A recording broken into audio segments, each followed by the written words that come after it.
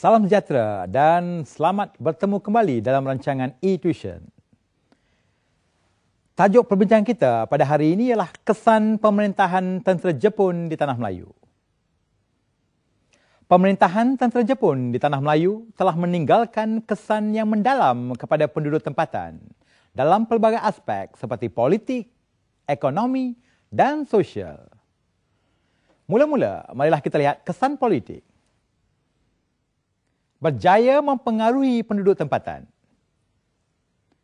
Kejayaan Jepun dalam Perang Dunia Kedua menewaskan kuasa barat, memberi keyakinan kepada orang Asia untuk membebaskan negara daripada penjajah. Penjajah Jepun telah menyemarakkan semangat kebangsaan di kalangan penduduk Tanah Melayu, Sabah dan Sarawak. Slogan Jepun, Asia untuk orang Asia, berjaya mempengaruhi pemikiran penduduk tempatan untuk menolak penjajah barat. Orang Melayu terlibat dalam pentadbiran awam. Jepun telah menumbuhkan Koa Kunrenjo atau Sekolah Latihan Kepimpinan di Singapura, Pulau Pinang dan Melaka. Koa Kunrenjo sebenarnya merupakan sekolah latihan kepimpinan yang diwujudkan di beberapa negeri seperti Singapura, Pulau Pinang dan Melaka. Selepas tamat latihan, mereka akan diberi jawatan dalam pentadbiran kerajaan. Tujuannya adalah melatih pegawai awam. Jepun sebenarnya melibatkan banyak orang-orang Melayu dalam pentadbiran. Contohnya, orang tempatan diberi peluang menjadi pegawai daerah, iaitu Abang Haji Openg di Kuching dan Kapten Muhammad Saleh Haji Sulaiman di Hulu Perak. Ibrahim Haji Yaakob dilantik sebagai Lieutenant Colonel Peta atau Pembela Tanah Air, iaitu Pertubuhan Separuh Tentera, dan diberi latihan oleh Jepun untuk menentang tentera bersekutu. Ketiga, Dr. Burhanuddin Al-Helmi dilantik sebagai penasihat kebudayaan dan adat istiadat Melayu. Selain dari itu, Datuk On Jaafar dilantik menjadi pengawal makanan negeri Johor dan juga ahli Majlis Mesyuarat Negeri Johor. Peluang menjawat jawatan tinggi tidak pernah diberi semasa pentadbiran British. Peluang tersebut telah memberi keyakinan kepada orang Melayu untuk menjawat jawatan tinggi dalam pentadbiran negara. Jepun juga tidak menepati janji. Dasar Jepun untuk membela negara-negara Asia tidak dilaksanakan. Di Tanah Melayu, kegiatan politik diawasi oleh Jepun. Kebebasan bersuara telah disekat. Akhbar-akhbar yang mencurigakan telah diharamkan oleh pihak Jepun. Hanya pertubuhan pro-Jepun sahaja dibenarkan bergiat aktif. Kesatuan Melayu Muda yang banyak membantu Jepun juga diharamkan pada tahun 1942.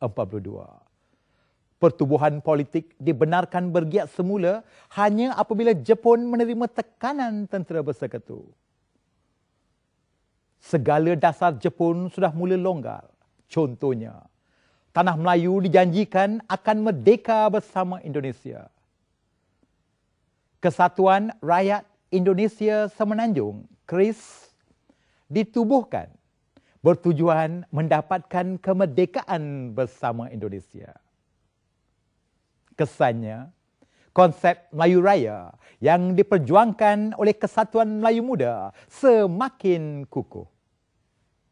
Pengajaran yang dapat kita pelajari ialah penjajahan Jepun telah memberi kesedaran kepada kita supaya tidak mudah mempercayai kata-kata kuasa asing kerana pepatah Melayu ada menyebut, ada udang di sebalik batu.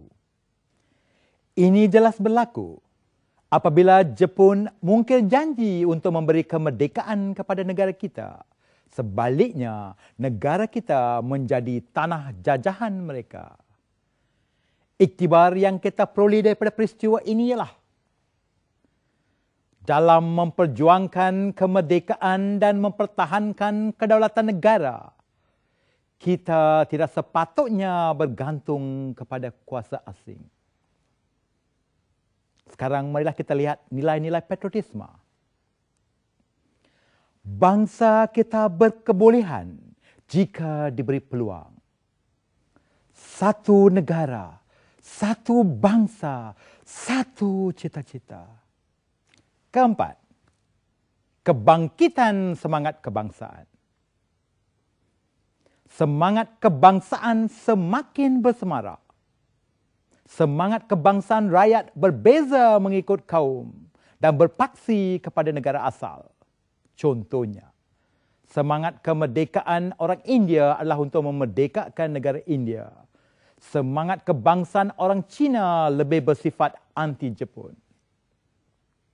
Kesannya, Parti Komunis Melaya semakin berpengaruh apabila mendapat bantuan daripada pasukan FOS 136.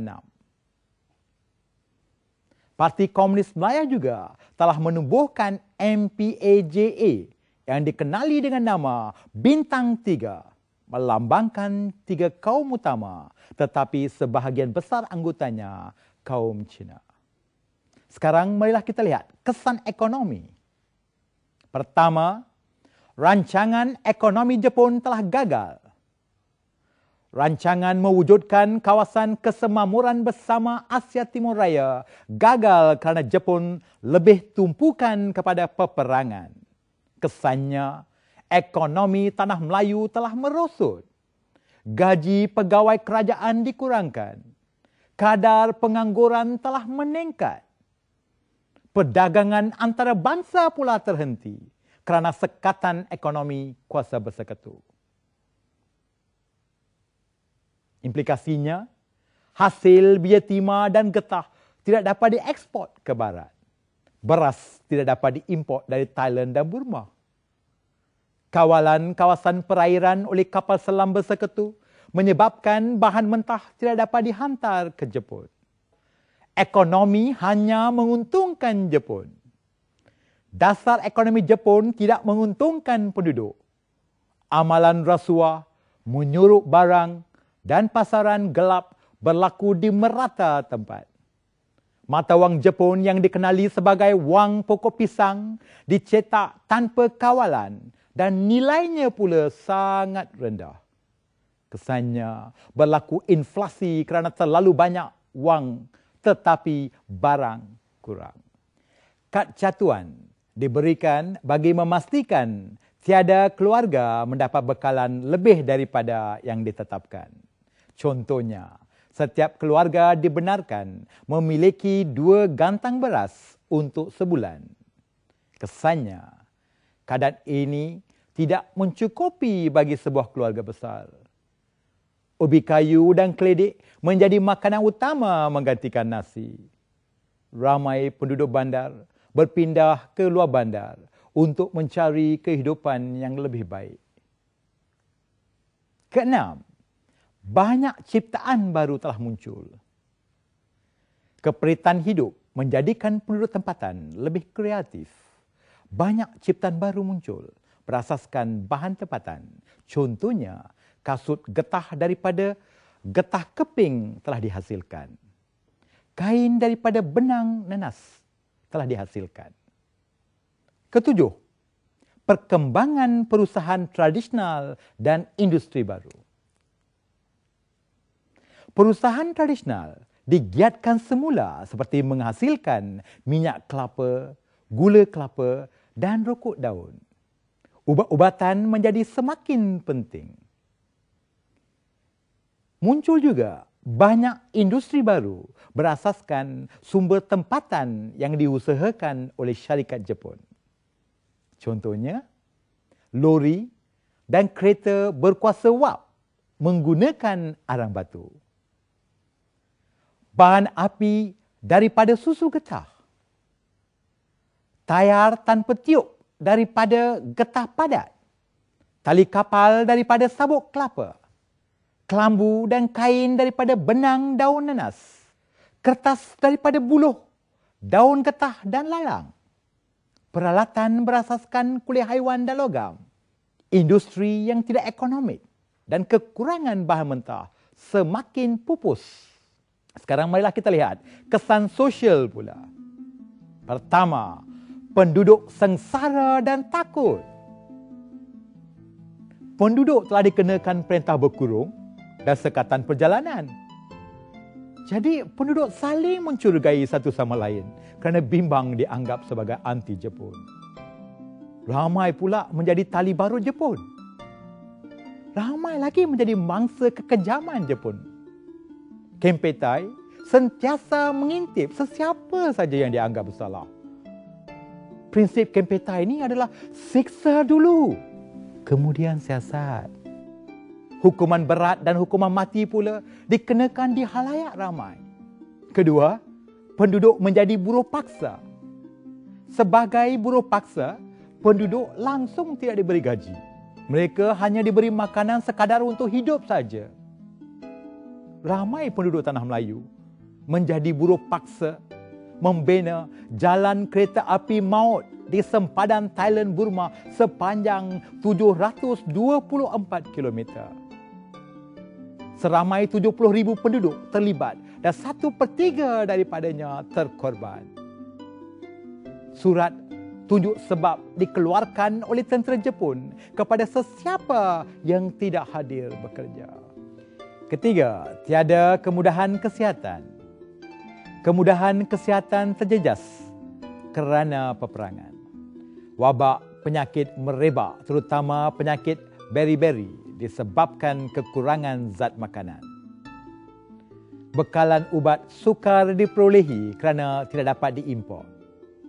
Keadaan semakin teruk apabila tentera Jepun merampas ubat-ubat di pasaran untuk kegunaan mereka sendiri. Sekarang marilah kita lihat nilai patriotisme. Bangga dengan produk tempatan. Tabah menghadapi sebarang cabaran. Sekian, terima kasih. Sehingga bertemu kembali dalam rancangan akan datang.